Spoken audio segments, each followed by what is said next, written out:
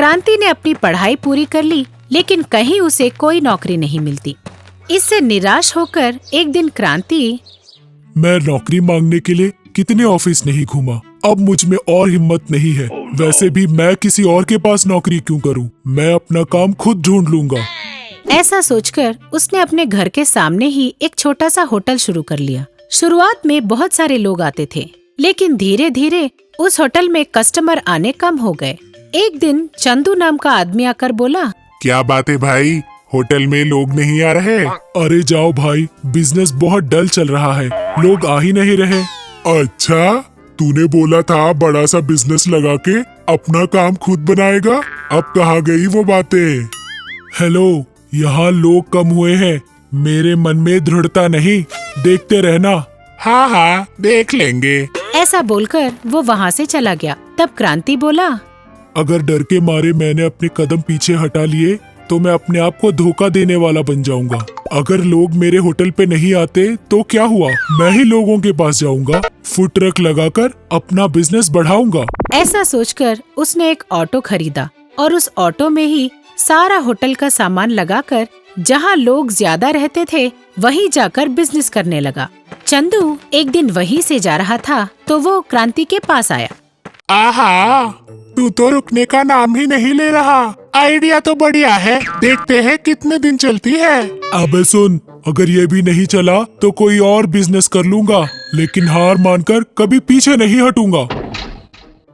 इस तरह बस 6 ही महीने बीते थे कि आसपास और भी फूड ट्रक पहुंच गए। इससे क्रांति का बिजनेस फिर से ठप हो गया। तब चंदू फिर से उसके पास आकर बोला, क्या बात है यार, फिर से मच्छर मारने लगा? नहीं यार, मक्खी मार रहा हूँ। आहा, रस्सी जल गई पर बल नहीं गया। क्या हुआ, फिर से बिजनेस ठप हो गया तेरा?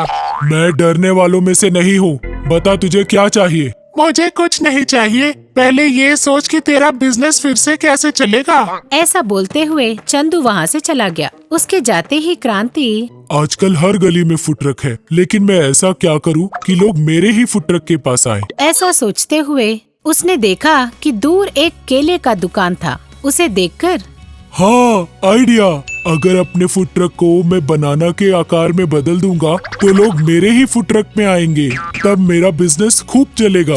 हाँ, मैं तुरंत यही करता हूँ।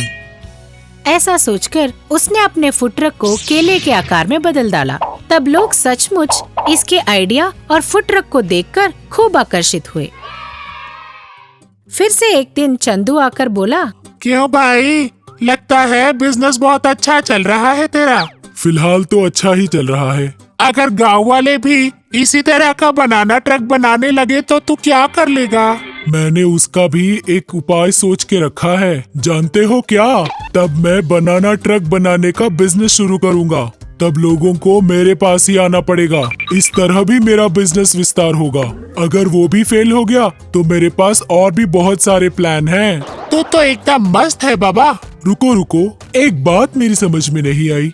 जब मेरा बिजनेस स्टार्ट होकर अच्छे से चल रहा होता है तब आप आते हो, और जब मेरा बिजनेस ठप होने वाला होता है तब भी आप आते हो। 4 बातें बोलकर चले जाते हो, आप हो कौन? क्रांति पूछता है तो चंदू मुस्कुराकर बोलता है, मैं फेलियर हूँ। मैं हर बार ये देखना चाहता था कि बिजनेस अच्छे से चलते वक्त तुम में जो विश्वास होती है वो बिजनेस ठप होते वक्त भी बरकरार रहती है या नहीं, लेकिन हर परीक्षा में तुम पास हो गए। तुम जिंदगी में कभी नहीं हार पाओगे। मैं तुम्हारा कुछ नहीं बिगाड़ सकता। इसी तरह लोगों की मदद करते रहो। ऐसा बोलकर वो वहाँ से चला गया। क्रांति चंदू को बस देखता रह गया। इस तरह क्रांति के जीवन में जितनी भी अड़चने आई वो बिना डरे आगे बढ़ता ही गया और सक्सेस हो गया और खुश रहने लगा।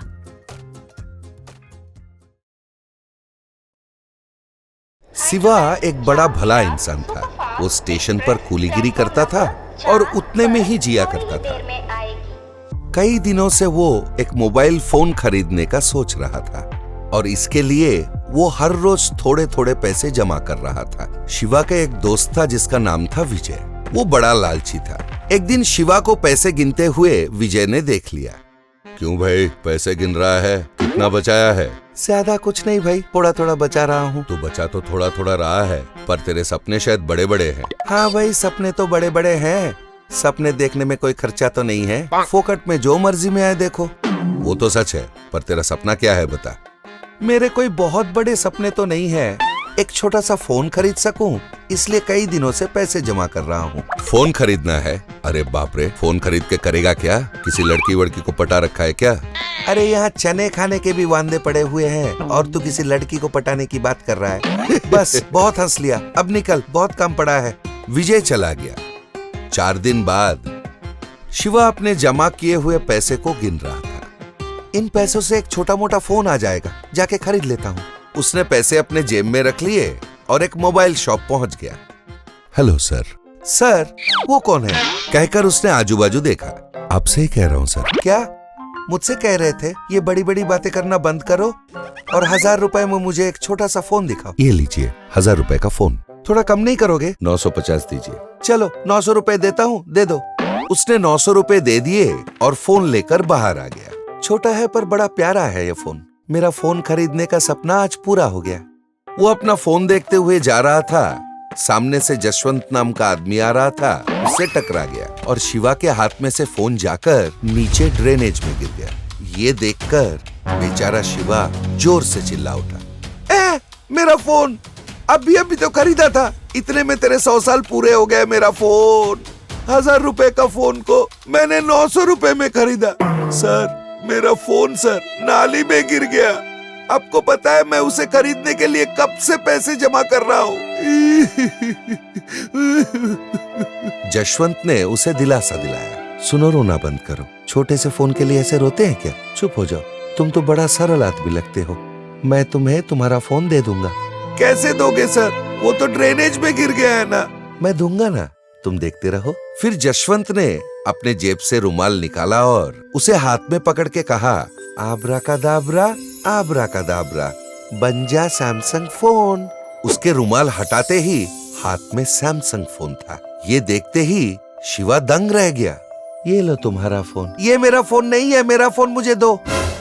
तुम्हारा नहीं है तो रुक जाओ। उसने फिर से रुमाल से हाथ ढका और कहा, आब्राकादाब्रा आब्राकादाब्रा। उसके रुमाल हटाते ही इस बार हाथ में आईफोन था। लो तुम्हारा फोन लो। अरे मेरा फोन मुझे दो ना, है उल्टा सीधा फोन क्यों दे रहे हो? ये मेरा नहीं है, मेरा छोटा सा डब्बा फोन है। डब्बा फोन है, मैं देखता हूँ। फिर से हाथ को रुमाल से ढक के, आब्राकादाब्रा आब्राकादाब्रा, बन जा डब्बा फोन। उसने रुमाल हटाई। हाँ, यही है, यही है, यही मेरा फोन है। ले लो, ये बाकी दो भी तुम्हारा ही है, रख लो। मेरा है? अरे मैं क्या करूं, इनमें रिचार्ज कराने का पैसे भी नहीं है मेरे पास। रिचार्ज कराने की जरूरत नहीं है, ये तुम्हारे सारे कष्ट दूर करेंगे। क्या? ये फोन मेरे सारे कष्ट दूर करेंगे? सुनो, इन्हें ले जाओ, तुम खुद ही समझ जाओगे। ठीक है, थैंक्स। कहकर वो वहां से चला गया। इस घटना को कुछ दूरी से पूरी तरह विजय ने देख लिया। अरे, लगता है कोई बड़ा जादूगर है। उसका डब्बा फोन के साथ साथ सैमसंग फोन और आईफोन भी दे दिया। मैं भी उसे धक्का मारता हूँ, मेरा फोन तोड़ के रोता हूँ तो मुझे 2 नए फोन मिलेंगे। ये सोचकर वो जशवंत के सामने से आया, उसे धक्का मारा और अपना फोन खुद ही गिरा दिया। उसका फोन टूट गया।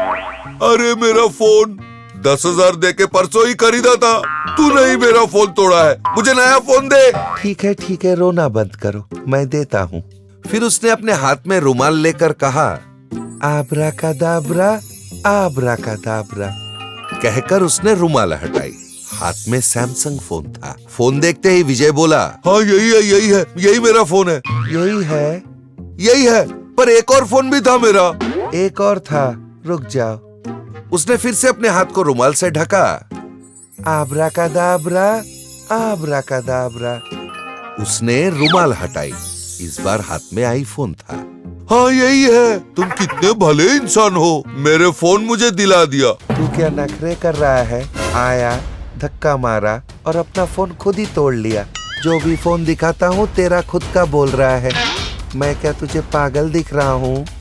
हाँ, अच्छा, आब्राकादाब्रा आब्राकादाब्रा। कहकर उसने विजय के बदन पे से शर्ट और पैंट गायब कर दिया। ये क्या कर दिया? मेरा शर्ट और पैंट मुझे वापस दे दे। 5 मिनट और यहाँ रुका तो वो लंगोट भी गायब कर दूंगा। अरे बाप रे, ये तो मेरा लंगोट गायब करने वाला है, भागो। वो डर के मारे वहां से भाग गया। दस तरीकी, आईफोन के पीछे दौड़ा तो 10,000 का फोन भी गया और बदन पे कपड़े भी गए। वो वहां से भाग गया। ऐसे ही ज्ञानवर्धक कहानियों के साथ हम फिर मिलेंगे।